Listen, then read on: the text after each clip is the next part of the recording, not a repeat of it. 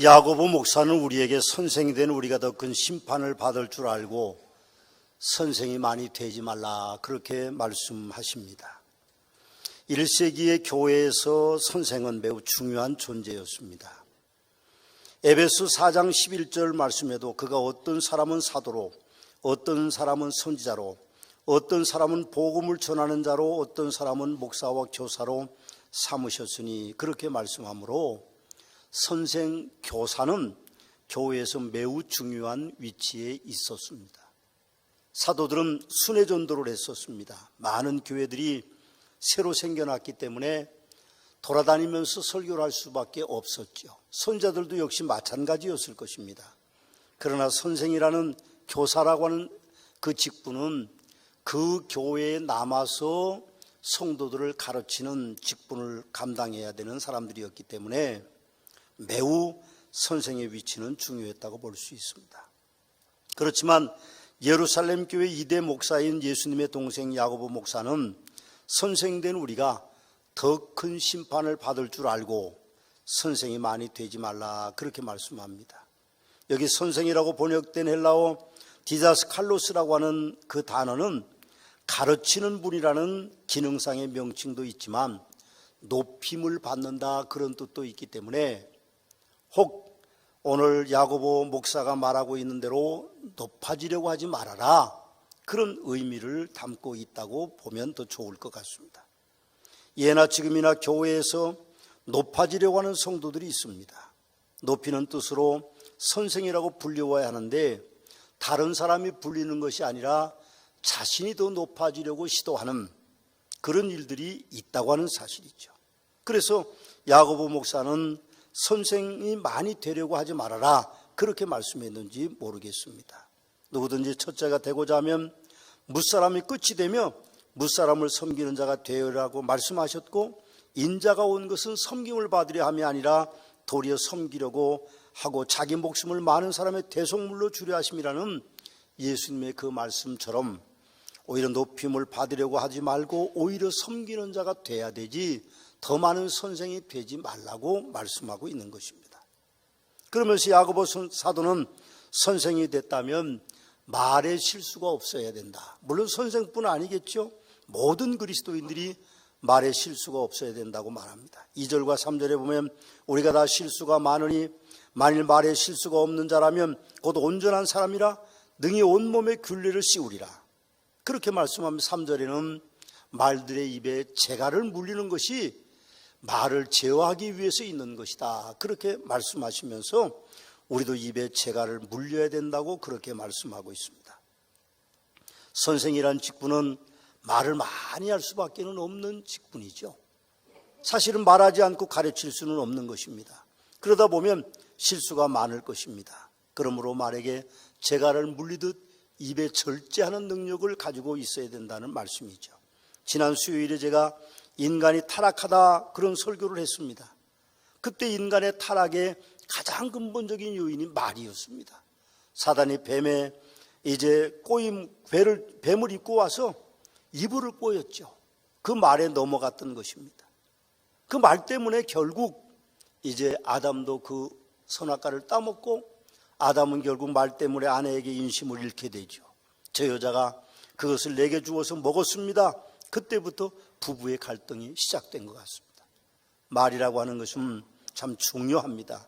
하나님께서 사람에게 그렇게 말하도록 혀를 주신 것은 말이 나가는 것을 한 번은 걸러가도록 하기 위해서 저는 있는 것이라고 생각합니다. 물론 혀는 음식을 맛보고 그리고 말을 잘 조리 있게 할 수 있는 능력도 가지고 있지만 혀라고 하는 것이 목구멍부터 시작되기 때문에 나오는 말을 한 번 정도 걸러서 재갈을 물리듯 혀 속에서 한 번 이제 통과해서 나오도록 그렇게 하는 것입니다. 그럼 혀를 가지고 오셨으면 혀를 한번 좀 돌려보시죠. 집에 놓고 오신 분들은 뭐 안 돌리셔도 괜찮습니다. 한번 돌려보세요. 잘 입속에서 돌아가십니까? 건강하신 겁니다.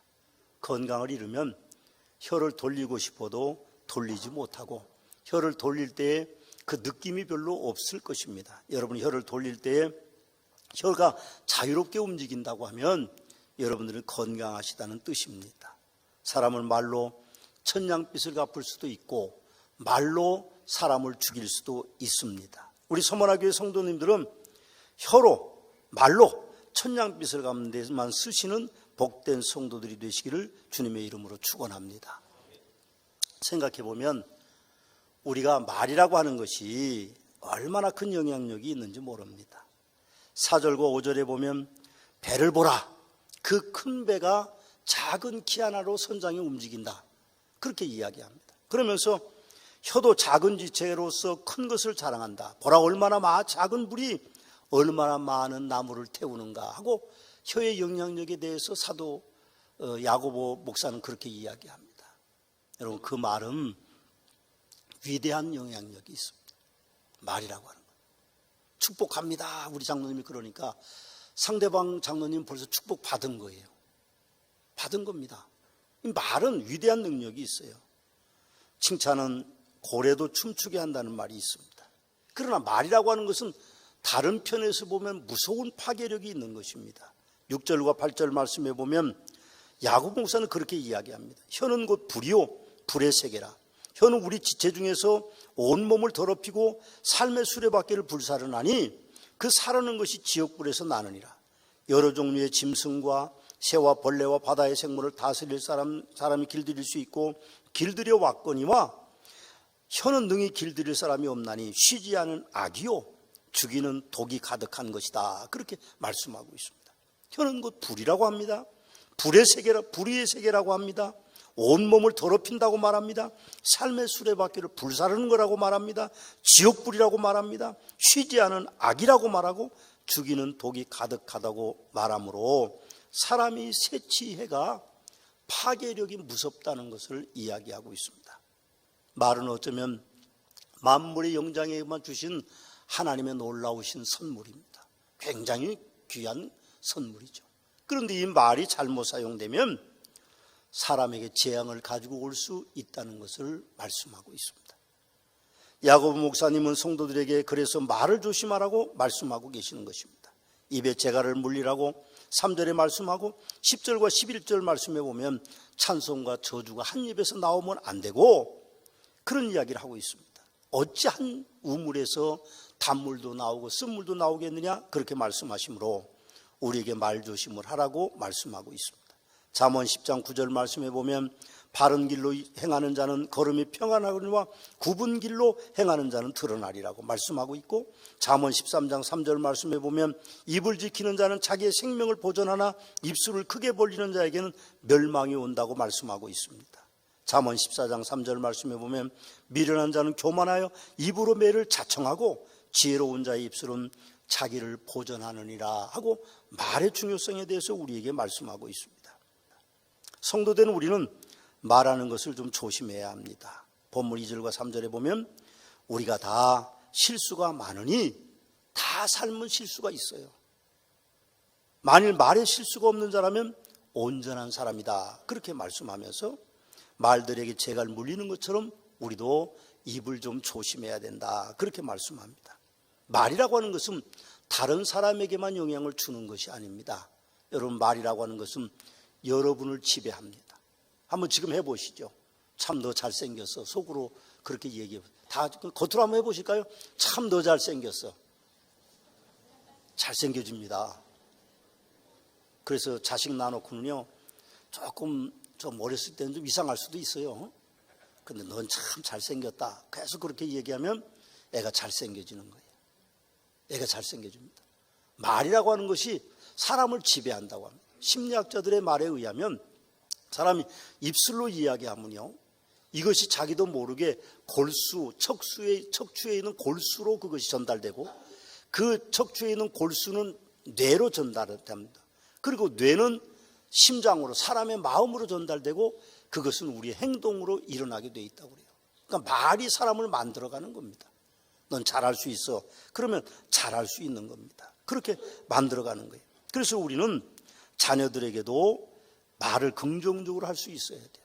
아내에게도 사랑 듬뿍 담긴 말을 할 수 있어야 되고 남편에게도 사랑 듬뿍 담긴 말을 할 수 있어야 됩니다. 교회에서도 역시 좋은 말을 많이 할 수 있는 성도들이 돼야만 됩니다. 여러분, 2020년도에 서문화 교회는 지금 서문화교 역사상 최고의 해를 보내고 있습니다. 제일 많은 성도님들이 모이고, 그리고 새가족 등록도 많고 헌금 액수도 최고로 성장하고 있습니다. 그리고 지역사회 여론도 매우 좋습니다. 여러분과 제가 기도하고 바라던 37년 동안의 기도인 평안한 서문화교회가 되는 일이 지금 이루어지고 있습니다. 그래서 우리는 교회에 대해서 좋은 말을 할 수 있는 성도들이 돼야만 됩니다. 교회는 다 좋을 수는 없죠. 또 다 그럴 수는 없지만 우리가 입술로 말할 때 서문화교회는 좋은 교회다, 그렇게 이야기해야 여러분들이 좋은 교회 성도가 될 수 있습니다. 말이 참 중요하다고 생각합니다. 여러분, 서문화교회가 세워지는데도 여러분들의 말이 중요합니다. 지역사회에 우리 서문화교회 소문이 좋다는 이야기를 들었습니다. 다 여러분들이 좋은 말씀을 하기 때문에 서문화교회가 좋은 교회로 성장하고 있다고 저는 생각합니다. 사실 우리가 말하는 대로 삶이 이루어진다는 생각은 안 하고 살 때가 참 많습니다. 그러나 여러분들의 말이 여러분들의 삶을 만들어가는 것이고, 여러분들의 말씀이 서문화교회를 만들어간다는 사실을 잠시도 잊어서는 안 될 것입니다. 디 브룩스라고 하는 분은 재미있는 말을 하고 있습니다. 울리는 소리를 통하여 그것이 어떤 악기인지 알 수 있듯이 입에서 나오는 소리를 통하여 그 사람이 어떤 존재를 알 수 있다, 그렇게 이야기합니다. 우리 오케스트라 보면 그 바이올린도 있고 비올라도 있습니다. 일반인들 제가 봐도 잘 몰라요. 저는 악기는 잘 모르지만 제가 보니까 조금 크고, 그런데 색깔이야 뭐 입히는 데 따라 틀리겠지만 조금 큰데, 들어보면 전문가들은 이게 바이올린 소리구나, 이게 첼로 소리인가, 그런 걸 금방 알 수 있습니다. 여러분, 우리가 생각해 보면 사람이 그 입에서 나오는 것 때문에 그 사람이 어떤 사람인 것을 알 수 있어요. 아무리 예뻐도 그 입에서 나오는 소리가 천박하면 천박한 사람이고, 아무리 좀 인물이 없고 뭐 어떻다고 하더라도 그 입에서 나오는 소리가 좋은 소리면 그 사람이 좋은 소리라는 뜻입니다. 성도된 우리는 또 말을 하는 것에 이제 그치지 말고 말을 듣는 것도 참 중요하게 생각하셔야 돼요. 그럼 말을 듣는 게 어쩌면 말하는 것보다 더 중요할 수도 있어요. 말은 내가 내뱉고 마는 거지만 듣는 것은 내 가슴 속에 쌓이기 때문에 내가 말을 듣는 훈련이 잘 돼 있는 것이 중요합니다. 여러분, 선생이라는 직분은 말을 조심해야 됩니다. 그래서 선생이 된 저는 원고를 작성할 때 토시 하나까지 안 틀리고 다 그대로 작성하고, 될 수 있으면 원고에서 벗어나지 않으려고 노력합니다. 그래서 하나님의 말씀을 증거하는 실수하지 않으려고 하지만, 가끔은 저도 사람인 거로 조금 말에 실수를 할 때가 있어요. 근데 사실은 듣는 거, 우리가 받아들이는 것이 그만큼 중요합니다. 우리가 듣는 기술은 참 중요한 것 같아요. 여러분, 잘 들으십시오. 상대방이 무슨 얘기를 하든지 그것을 좀 좋은 쪽으로 받아들이고 들어야지 그것이 오해가 돼서는 안 되리라고 생각합니다. 목사가 똑같은 설교를 하는데요, 어떤 분은 은혜를 받는가 하면 어떤 분은 은혜를 받지 않습니다. 많은 성도님들 가운데 어떤 성도님들은 나보고 하는 소리라고 곡해하는 분들이 참 많지만, 절대로 목사는 어떤 한 사람을 위해서 설교하지 않는다는 것을 여러분 기억하시고, 듣는 귀가 조금 더 순화를 시키셔서 잘 듣는 것은 매우 중요하다고 생각합니다. 오해되지 않는 말도 어떤 사람이 오해가 돼요. 그래서 싸움이 일어나는데 사실은 듣는 기술이 발달하면 그것이 커다란 문제가 아닐 수도 있다는 사실입니다. 여러분, 저는 설교 준비하면서 성경 말씀을 중심합니다. 성경을 벗어난 내용을 전하지 않으려고 하죠. 그래도 목사도 사람인지라 실수할 수가 있으니까 때로는 넓은 아량으로 이해해 주시기 바랍니다. 저도 말 조심을 하겠으니까 여러분들도 말 조심을 좀 하시고, 저도 여러분들의 말을 잘 들을 겁니다. 여러분들도 저의 말을 잘 들으시고 이 세상 말들을 잘 걸러 들으셔서 여러분의 삶이 멋진 인생이 되기를 주님의 이름으로 축원합니다.